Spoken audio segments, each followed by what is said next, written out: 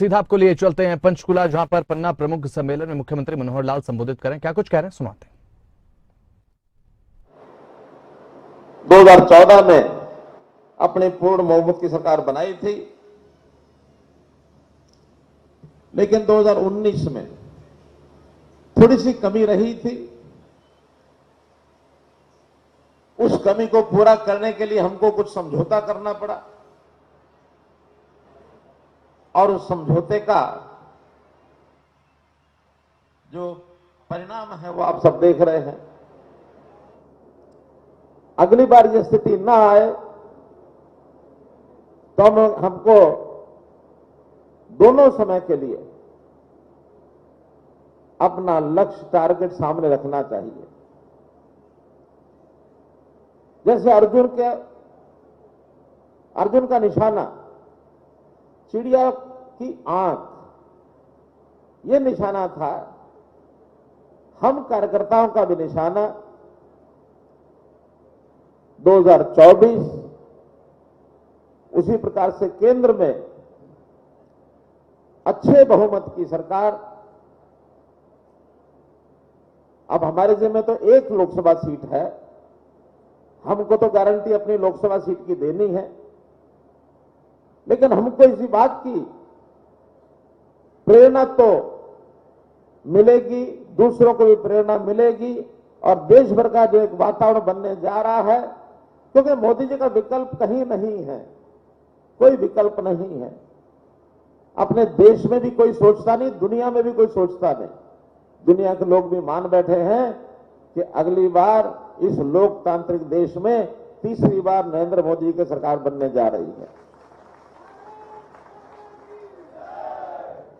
उसी प्रकार से हरियाणा में भी ये जो कमी 2019 में रही, चाहे कालका विधानसभा क्षेत्र की कमी हो और चाहे पूरे हरियाणा में कुल एक संख्या की कमी रही हो, इस बार हमको वो क्या दूर करनी है। क्या करना है? वो कमी दूर करनी है। तो उसके लिए अभी से तैयारी अपनी शुरू चाहिए। वैसे तो पूरे हरियाणा में जिस प्रकार के अपने संगठनात्मक काम चल रहे हैं अथवा जिस प्रकार से सरकार के माध्यम से हम जनता की सेवा कर रहे हैं, दोनों को मिला करके अब इसमें कोई शंका बची नहीं है। फिर भी सावधानी हटी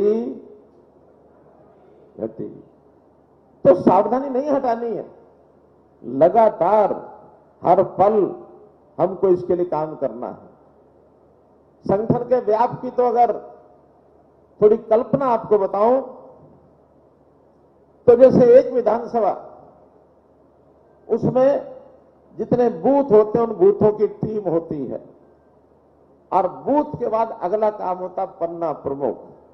अगर मैं कालका विधानसभा की बात करूं तो यहां 232 बूथ हैं और अगर एक बूथ के 15 पन्ना प्रमुख हो तो यह संख्या बनती है 3480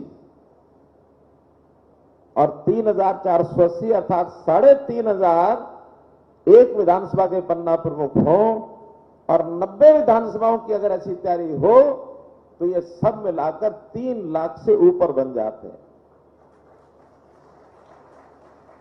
और मान लो अपना प्रदेश का नेतृत्व ये तय करे कि हमने प्रदेश में सभी पन्ना प्रमुखों का सम्मेलन करना है, तो ये 3.25 लाख लोग बुलाए जाएं। मान लो 10-20% कट भी लगा दें, 2.5 लाख पन्ना प्रमुख भी अगर इकट्ठे हो गए तो ये इतनी बड़ी रैली हो जाएगी, इतना बड़ा महासम्मेलन हो जाएगा, न भूतो न भविष्यति। एक ताकत, एक शक्ति, सामूहिक शक्ति बहुत बड़ी चीज होती है। हम संघ की शाखा में खेल खेलते थे, 9 मत का 1 मत, आगे क्या बोलते थे? होगा। और खेल क्या होता था? एक सबसे जो तगड़ा, लंबा, चौड़ा, मोटा, ताजा जो स्वयंसेवक होता था, जिसका वजन 100 किलो से ऊपर होता था, उसको लिटा देते थे और फिर 9 स्वयंसेवक दोनों तरफ लग करके चार इधर एक सिर की तरफ, और एक एक उंगली लगाते थे। एक एक उंगली से वो 100 किलो का वजन 9 लोग मिलकर के उठा देते थे।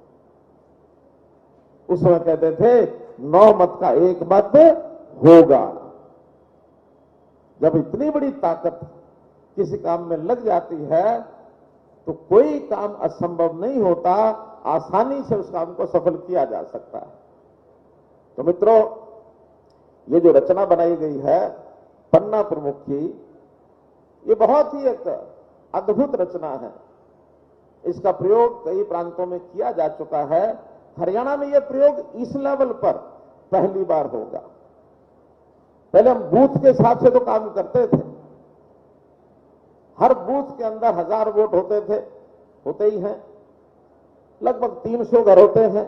तो हम कहते हैं 5, 7, 10 लोगों की टीम बनाओ, वो सब काम करो।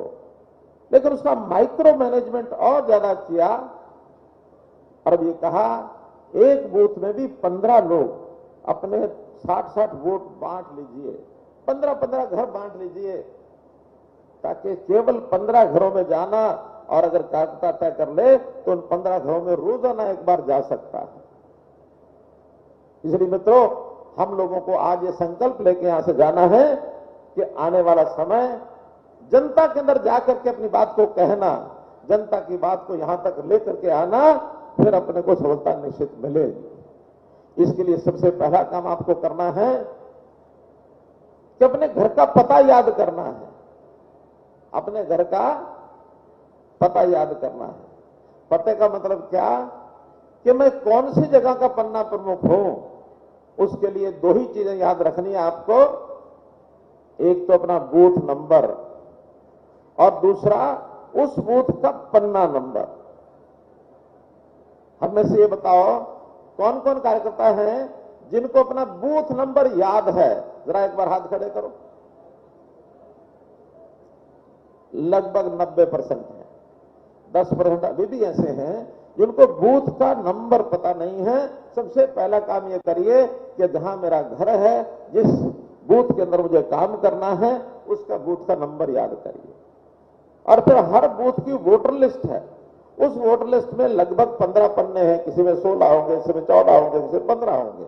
उसका एक पन्ना फाड़ करके अपने जिम्मे ले लीजिए और उसका पन्ने का नंबर डबल डिजिट में होगा, क्योंकि एक इधर का नंबर एक इधर का नंबर, 2 पेज होते हैं। अर्थात नंबर होगा 1 और 2, दूसरा होगा 3 और 4, 5 और 6। जिनको अपना पन्ना नंबर याद है, पन्ना तो मिल ही चुका होगा, सबको मिल चुका है ना, तो जिनका पन्ना नंबर याद है वो जरा हाथ खड़े करो। लेके आए हैं? अच्छा, अपनी जेब में रखा होगा अपना पन्ना, एक बार निकाल करके हिला दो। एक बार हिला दो, सब निकाल लो। जिसने जेब में डाला हुआ सब निकाल लो। ये हमारा पन्ना है। इस पर वोटर नंबर लिखे हुए हैं, इस पर नाम लिखे हैं, इस पर फोटो छपी है। ये है हमारा एड्रेस। अब हमारी जिम्मेदारी सिर्फ ये से एक पन्ने की है। इच्छा हमारी सारे देश को जीतना है, इच्छा हमारी सारे प्रदेश में सरकार को बनाना है, हमारी विधानसभा को जीतनी है, लेकिन चिंता केवल एक पन्ने की करनी है। इच्छा पूरी हो जाएगी। अगर कोई ये कहे कि मैं अपना पन्ना जीतूंगा, 60 वोट में ज्यादा वोट लाऊंगा, सबके सब ये संकल्प कर ले कि हमें अपने पन्ने के वोटों को डलवाना है, तो क्या कोई ताकत, कोई कंप्यूटर, कोई सिस्टम ऐसा बना है कि हम विधानसभा नहीं जीतेंगे या अपना बूथ नहीं जीतेंगे? हम जीत जाएंगे। तो मित्रों, ये जो कार्यकर्ताओं का काम है बहुत बारीकी का काम है। इसलिए एक तो व्यवस्था बनाना, दूसरा हमने करना क्या क्या है। हमको जो जनता को बताना है, आखिर जनता के सामने जाना है, मत उसके लेके आने हैं। हम पन्ना प्रमुख तो 3480 हो गए, लेकिन केवल 3480 काम से नहीं चलेगा। हमारे परिवार के भी 2-3 वोट अगर हो गए तो भी ये 10,000 होंगे, इससे भी काम नहीं चलेगा। हमारे तो जितने यहाँ वोट हैं उन वोटों में, क्योंकि आपकी जानकारी के लिए हमारे यहाँ जो वोट हैं ये हैं 1,90,000। अभी 1,90,000 वोट इस विधानसभा का है, तो इसमें जीतने के लिए 1 लाख तो जरूर लेना ही चाहिए। इससे ज्यादा ले जाएंगे तो और बढ़िया। तो केवल 10,000 वोट से काम नहीं चलेगा, हमको उससे 10 गुना और काम करना पड़ेगा। अपने घर के साथ 15 घर और करेंगे तो हमारा काम पूरा होगा। इसलिए उनको आकर्षित करने के लिए, उनको अपनी तरफ मोड़ने के लिए पूछना पड़ेगा, बताओ भी हमारी सरकार के बारे में आपका क्या मत है। आज प्रभु कृपा से मैं जब जाता हूं लोगों के बीच में, जनसंवाद के कार्यक्रम करता हूं, बिना बताए मैं शुरू करता हूं, बताइए भाई हमारी सरकार के बारे में आपका क्या मत है। और मैं आपको बता रहा हूं, जनसंवाद के कार्यक्रम में जनता में से आधे से ज्यादा लोग कहते हैं हमें अब पता लगा सरकारें क्या क्या फायदा पहुंचा सकती है। सरकारों का तो विकास करना है, सड़कें बनाएंगे, स्कूल बनाएंगे, कॉलेज बनाएंगे, अस्पताल बनाएंगे और जो विकास के दिखने वाले सब काम करेंगे, लेकिन हमारा जीवन कैसे सरल हो ये कभी किसी सरकार ने सोचा नहीं। छोटे छोटे कामों के लिए लाइन लगा के खड़ा होना पड़ता था, चाहे वो अपने एसडीएम के वहां पर लाइन लगती थी, चाहे तहसीलदार के यहाँ लाइन लगती थी, डीसी के यहाँ लाइन लगती थी, कहीं डिपो के ऊपर लाइन लगती थी, कोई भी सेवा लेनी हो तो कहीं भी जाकर खड़ा होना पड़ता था। गांव के लोगों को सरपंच के पीछे दौड़ना पड़ता था, फिर कहीं जिला केंद्र पर, कहीं प्रदेश कार्यालय में प्रदेश के राजधानी के मंत्रियों के इर्द गिर्द चक्कर काटने पड़ते थे। लेकिन हमने व्यवस्था ऐसी बनाई कि हर किसी को सेवा का लाभ उसके घर बैठे मिलेगा, उसके गांव में मिलेगा, उसको कहीं चक्कर काटने की जरूरत है नहीं है। जिसको लगता है कि जनता को यह आभास हुआ है कि अब हमारे काम घर बैठे हमारे इलाके में अपनी जगह होते हैं, अगर जनता को यह आभास हुआ है और आप उसको कह सकते हैं कि हाँ हुआ है, तो एक बार बताओ किस किस को लगता है कि आभास हुआ है। अब ये है ताकत, हमारे काम करने की ताकत। आज अपने परिवार पहचान पत्र बनाया, 12.5 लाख नए राशन कार्ड बने एक ही समय में। जनवरी 2023 में ऐसे 12.5 लाख परिवार जो सालों साल से चक्कर काट रहे थे, शिकायतें करते थे कि मैं गरीब हूं, मेरा राशन कार्ड नहीं बना, और ऐसे आदमी का बना हुआ है जिसकी 3 मंजिल कोठी है, जिसके घर में कार है, जिसका बेटा नौकरी करता है, उनके भी राशन कार्ड बने हुए हैं। अब उसको अपने ना बनने की भी पीड़ा है, इससे ज्यादा पीड़ा क्या है, मेरा बने ना बने उसका क्यों बना हुआ है। ये पीड़ा भी आम आदमी की होती है। इसलिए हमने वो सब काम ठीक किए, एक एक परिवार का डाटा ये हमारे पास आया है।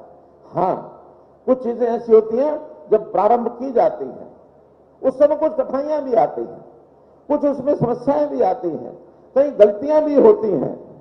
लेकिन मैं ये कह सकता हूं, गलती और गलत बहुत बड़ा अंतर होता है। गलती आदमी से अनजाने में हो जाती है, गलती हुई ठीक की जा सकती है, लेकिन जो गलत काम होता है उसके पीछे मंशा होती है गलत करने की। हमारी मंशा गलत करने की नहीं है, हमारी मंशा ठीक है। गलती हुई है तो ठीक करने का हम इरादा रखते हैं। आने वाले महीने में, 2 महीने में सब इस प्रकार की गलतियां हम ठीक करेंगे। हमने लगा दी है सब लोग,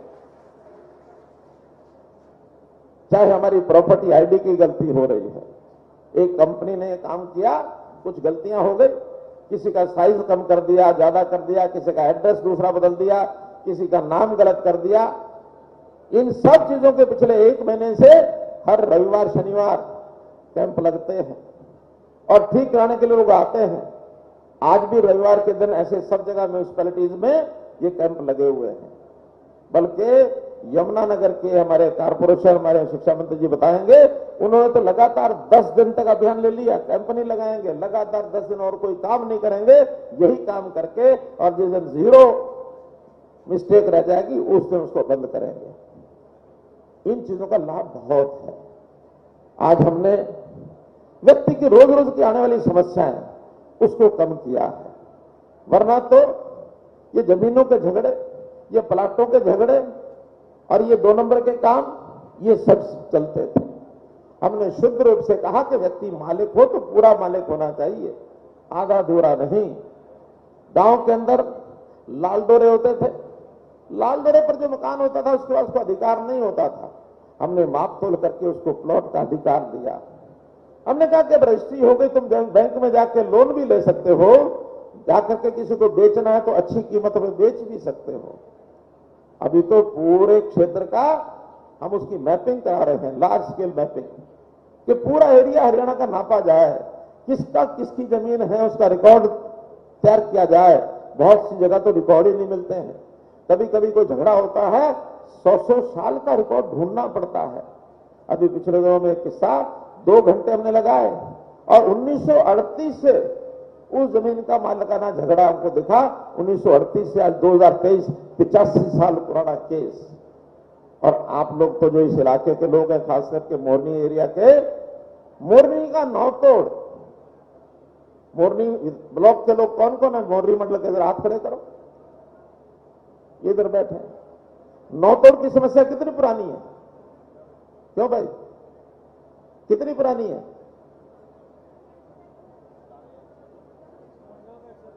जोर से बता दो, नौतोड़ की समस्या कितनी पुरानी है? बहुत पुरानी है। ये भी 100 साल पुरानी है। 100 साल पुरानी समस्या है नौतोड़, ये अपनी नौतोड़ की। हम उसके लिए लगे हुए हैं कि हम बहुत जल्दी मोरनी के इलाके की जो 100 साल पुरानी समस्या है, इसको हल करेंगे, इसको हम हल करें। दुनिया भर के विवाद एक एक करके उसका सोल्यूशन निकाल रहे हैं।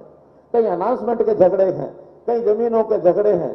हम तो कहते हैं भाई, पिछली सरकारों के समय जो कुछ हुआ उसकी समस्या का समाधान उन्होंने किया हो न किया हो, समस्याएं पैदा करके चले गए हैं, हमारे गले में घंटी बांध के चले गए, लेकिन हम उन विवादों का समाधान करेंगे। मेरा आह्वान है, कोई भी समस्या लाओ, समाधान मनोहर लाल, ये समाधान हमारे पास है। समस्याओं का समाधान, लोगों के जीवन को सुखी करना, ये बहुत जरूरी है। विकास एक तरफ है, लोगों के जीवन को सरल करना, ईज ऑफ लिविंग, ये बहुत जरूरी है। नहीं तो व्यक्ति ऊहापोह में लगा रहता है। बहुत से लोग परेशानियां, तनाव में से वो एक बाल यूं कर रहे हैं, क्या बाल उड़ जाते हैं, इस तनाव में से बाल उड़ जाते हैं। तनाव में से आदमी परेशान हो जाता है। इस तनाव में व्यक्ति कोई ना कोई गलतियां कर बैठता है। बहुत से लोग तो नशे की तरफ बढ़ जाते हैं। ऐसे तनाव होते हैं। व्यक्ति के जीवन को तनाव मुक्त किया जाए, इसलिए ईज ऑफ लिविंग, जीवन की व्यवस्थाएं बदलना, हैबिट्स बदलना, आदतें बदलना, ये भी हमारे सिस्टम में हम ला रहे हैं। मैं मोदी जी को धन्यवाद करता हूं कि दुनिया में पहचान बनाई, बहुत से विषयों में बनाई, लेकिन एक विषय ऐसा जो दुनिया के लोगों का तनाव कम करेगा, और वो है योग। योग भारतीय परंपरा है, हमारी सांस्कृतिक पहचान है, लेकिन मोदी ने जाकर के 170 देशों के अंदर यूएनओ में बैठ करके ये प्रस्ताव पारित कराया कि योग ऐसी चीज है जो व्यक्ति के स्वास्थ्य के लिए, उसके मन के लिए, बुद्धि के लिए, दिमाग के लिए, सब चीजों के लिए ठीक है। स्वीकार किया दुनिया ने। 21 जून को अंतर्राष्ट्रीय योग दिवस, उस दिन से और दुनिया मोदी जी का लोहा मान गई कि मोदी जी देश की कोई चीज को कितना आगे ले जा सकते हैं। हमारे देश की कितनी, अभी कंवरपाल जी सारे विषय बता रहे थे, कितनी इज्जत बढ़ी है, कितना सम्मान बढ़ा है। हमारे देश ने तरक्की भी की है, अपनी चीजों को रास्ते पर लाए हैं, चाहे आर्थिक दृष्टि से हो, चाहे विज्ञान की दृष्टि से हो, चाहे खेती की दृष्टि से हो, चाहे शिक्षा की दृष्टि से हो, स्वास्थ्य की दृष्टि से हो, हम बहुत आगे बढ़े हैं। और हम दावा करते हैं, आज से 10 साल पहले भारत का स्थान दुनिया के 200 देशों में हम ढूंढने लगते थे। ऊपर से ढूंढते हुए आंखें थक जाती थी, नीचे से शुरू करते थे तो 5वें 6ठे स्थान पर मिलता था। लेकिन आज क्रम क्या बना है, आज भारत देश का नाम 200 की सूची में ढूंढते हैं, ऊपर से ही 5वें 6ठे नंबर पर मिल जाता है, ऊपर से ही मिल जाता है। दुनिया में हमने अपने आप को कैसे बदला जा सकता है, यह रास्ता दिखाया है। आज दुनिया हमारी तरफ देख रही है। तो भाइयों बहनों, ये सब बातें इसलिए बता रहा हूं कि अभी समय जो 10 साल हुआ है या हो जाएगा, ये अपने आप में इन चीजों के बदलाव के लिए पर्याप्त नहीं है, ये कम है। अगर हमने इन सब चीजों की गति को बना के रखना है तो एक एक कार्यकर्ता को आगे बढ़ने के लिए अपने आप को नरेंद्र मोदी बनाना पड़ेगा, अपने आप को नरेंद्र मोदी बनाना पड़ेगा। प्रदेश के नाते अपने आप को मनोहर लाल बनाना पड़ेगा, तब जाके चीजें आगे बढ़ेंगी। एक मोदी एक मनोहर लाल ये आगे बढ़ने के लिए पर्याप्त नहीं है। हम लाखों और करोड़ों की संख्या में जब कंधे से कंधा मिलाकर के साथ चलेंगे, एक परिवार के रूप में चलेंगे।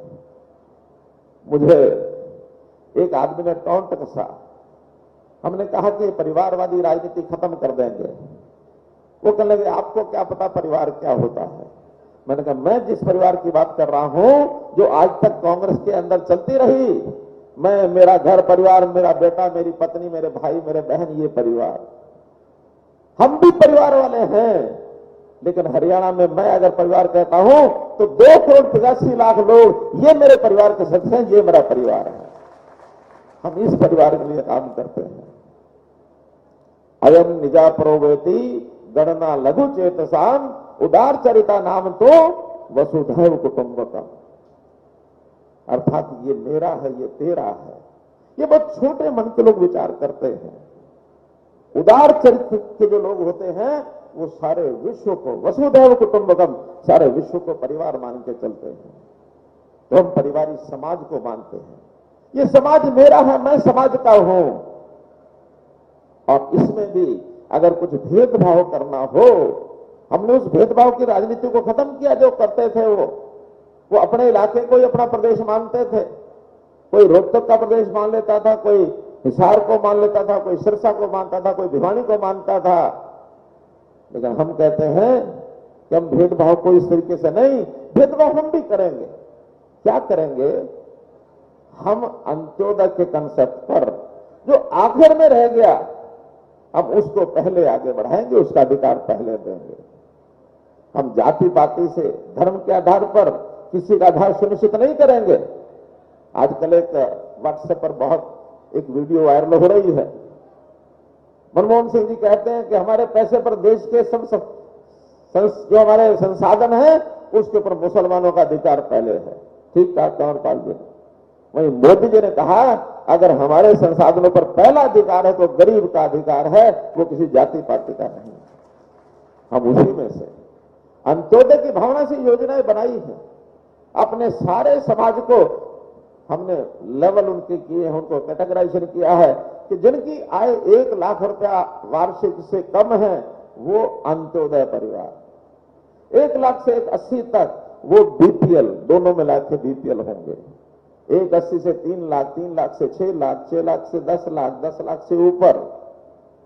हमारी स्कीमें, योजनाएं लोकहित की, समाज हित की, क्रम से किसको ज्यादा जरूरत है उसको पहले मिलेगी। हम चाहते हैं लोगों को रोजगार मिले, रोजगार में से उनका साधन संपन्न बने, आर्थिक दृष्टि से ऊपर उठे, रोजगार मिले उनको, ये हमारा लक्ष्य है।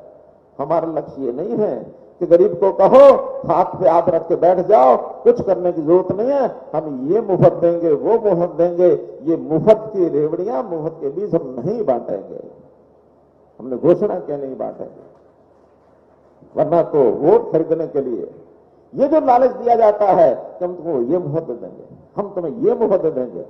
एक आध जगह तुक्का चल गया, चल जाता है, लेकिन देश की जनता समझ चुकी है, प्रदेश की जनता समझ चुकी है कि स्वाभिमानी बनकर के हमको काम करना है। आदमी का स्वाभिमान तब होता है जब 10 नाखून की कमाई खुद करे और अपने परिवार को पाले। मांगना बहुत बड़ा कोई मन को स्वीकार नहीं होता है। हर कोई कहता मैं कमा के खाऊंगा। हमने इसी नाते से लोगों को कौशल इस नाते से ट्रेनिंग दी, शिक्षा देनी शुरू की, और नौकरियों में भी जहां कहीं प्राथमिकता देनी पड़ी 5 अंक हमने उसको दिए कि जिसके घर में एक भी नौकरी नहीं है उसको 5 अंक दे दिए, वो भी गरीब परिवार हो।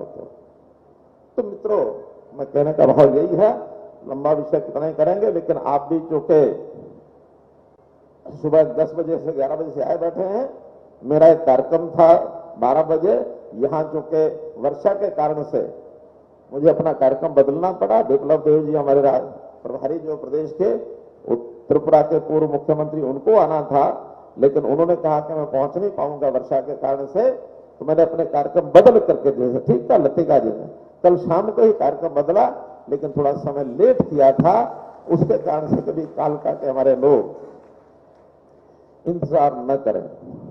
जहां तक जीवन की समस्याओं को खत्म करना, ईज ऑफ लिविंग हम कर रहे हैं, लेकिन विकास में भी पीछे नहीं है। मैं अगर कालका विधानसभा की बात कराऊं तो 8 साल में हमने 2,500 करोड़ रुपए से ऊपर का काम कालका विधानसभा में कराया। 2,500 करोड़ का। दूर मांगना की बात ये कर रहे हैं, टिक्कर ताल उसकी बात कर रहे हैं। टिक्कर ताल को हम किस प्रकार से टूरिज्म का सेंटर बनाए। कालका से कलेसर, संयोग से कालका में लतिका जी हैं, कलेसर में कंवरपाल जी हैं।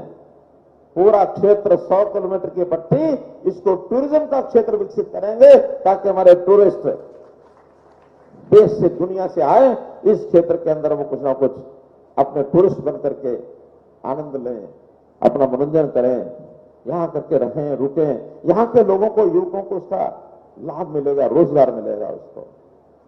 अभी सूरजकुंड में हम देखते हैं कि किस प्रकार से पहले से आकर्षण का केंद्र है, उसको और आगे बढ़ा रहे हैं। आज भी वहां स्वादिष्ट आमों का मेला लगा हुआ है। इसी प्रकार से हम बीच में रास्ते में आदि बद्री, उसको विकसित कर रहे हैं, लोहगढ़ उसको विकसित कर रहे हैं। ऐसे ही कलेसर के पास, कलेसर जंगल में एक बहुत बड़ा वन, इसको बनाया जा रहा है। और हथनी कुंड, वहां भी बैराज के ऊपर वहां कोई बोटिंग और सारी चीजें शुरू हों। एक इस प्रकार का पूरा जंगल का जो क्षेत्र है, यहां लोगों को आकर्षण का केंद्र मिले। तो मित्रों, विकास के काम हो, ईज ऑफ लिविंग के काम हो, भय को दूर करना हो, भ्रष्टाचार को समाप्त करना हो, क्योंकि कांग्रेस की सरकारें भ्रष्टाचार में आकंठ डूबी हुई थी। आज भी उनके कितने किस्से निकल करके आ रहे हैं, ईडी के कितने लोगों के ऊपर केसेस बन रहे हैं। हमारा नेता, हमारा कार्यकर्ता साफ सुथरा होकर के निकल रहा है, कोई चिंता नहीं है। पिछले 10 साल में किसी के ऊपर कोई भी, चाहे केंद्र सरकार हो चाहे प्रदेश सरकार हो, किसी के ऊपर एक छींटा किसी कोई नहीं कर सकता है। ये भाई भतीजावाद, इसको हमने समाप्त किया है। आखिर यही चीजें हैं जो जनता को परेशान करती हैं, जनता जिनसे त्रस्त है। जनता को सुख पहुंचाना, आनंद पहुंचाना, ये हमारा काम है। हाँ, याद कराना हमारे इस कार्यकर्ता मित्रों का काम है। जनता बहुत भूल भी जाती है, कभी कभी 10 साल पुरानी बातें उसको याद नहीं रहती हैं। हमारा काम है उनको बताएं।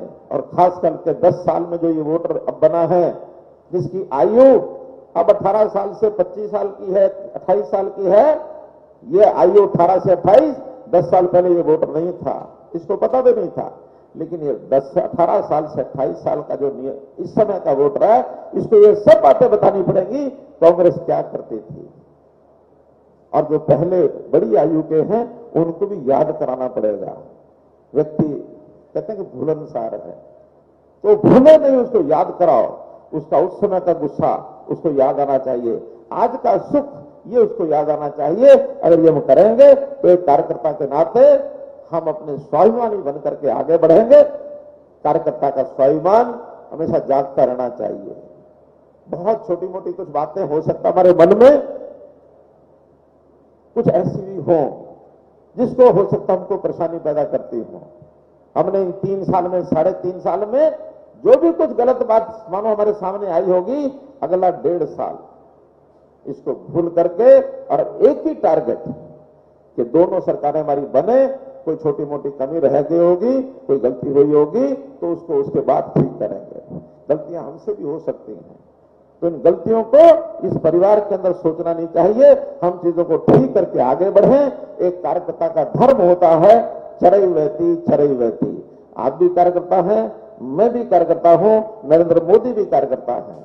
यहाँ कार्यकर्ता है, ये कोई बहुत बड़ा छोटा नहीं होता है। सब कार्यकर्ताओं में एक लेबल किसी एक कार्यकर्ता पर लगता है, और वो इतना ही होता है कि he is first among equals. कोई भी आखिर लीडरशिप देने के लिए किसी का नाम रखना पड़ता है। कल को आप में से ही कोई इस स्थान पर आकर के बोल सकता है, आप में से ही कोई दिल्ली की कुर्सी पर जाके बैठ सकता है, आप में से ही कोई विधायक बन सकता है, कोई सांसद बन सकता है, कोई मंत्री बन सकता है। यहाँ वो बैकग्राउंड उस प्रकार का मामला नहीं है जैसे कांग्रेस में सोचा जाता है कि कोई लीडर का बेटा ही लीडर होगा, प्रधानमंत्री का बेटा ही अगला प्रधानमंत्री होगा। वहां तो यहां तक होता है कि जो बेटा जन्म ले गया उसके बारे में तो सोच ही लेते हैं, कभी कभी तो आगे जो बाद में पैदा होना है, अभी गर्भ में है, जिसका भी भविष्य में कुछ अस्तित्व होगा, उसका भी सोच लेते हैं वो भी आके प्रधानमंत्री बनेगा। इसलिए मित्रों, हम लोगों को बहुत स्पष्ट होकर के आगे बढ़ना है। भारतीय जीवन पद्धति, भारतीय संस्कृति और इस देश की जितनी अच्छी बातें हैं वो दुनिया में पहुंचा रहे हैं। भारत विश्व का विश्वगुरु बनेगा, इस संकल्प के साथ आगे बढ़ेंगे तो निश्चित रूप से हमको सफलता मिलेगी। बहुत बहुत धन्यवाद, बहुत बहुत आभार। बहुत बहुत मनोहर लाल जी जिंदाबाद जिंदाबाद जिंदाबाद। बहुत बहुत धन्यवाद मुख्यमंत्री जी। तो मुख्यमंत्री मनोहर लाल संबोधित कर रहे थे पंचकुला में पन्ना प्रमुख सम्मेलन को। 2019 में कुछ कमी रही, उसे पूरा किया जाएगा। 2024 पर कार्यकर्ताओं का निशाना होना चाहिए। किस तरीके से अपने बूथ को फतेह करना है, किस तरीके से अपने जमीनी स्तर पर खुद को मजबूत बनाना है, तमाम बातें मुख्यमंत्री मनोहर लाल की तरफ से अपने संबोधन में कही गई है। और एक साफ लक्ष्य दे दिया गया है कार्यकर्ताओं को, पन्ना प्रमुखों को, कि 2024 के लिए जनता के बीच में किस तरीके से जाना है और बीजेपी को किस तरीके से मजबूत बनाना है आने वाले लक्ष्य के लिए, यानी कि आने वाले 2024 के लोकसभा और विधानसभा चुनाव के लिए। और साथ ही साथ विपक्ष पर भी जमकर निशाना साधा कि लोगों को याद दिलाना होगा कि अपने समय में कांग्रेस की तरफ से क्या कुछ किया जाता था।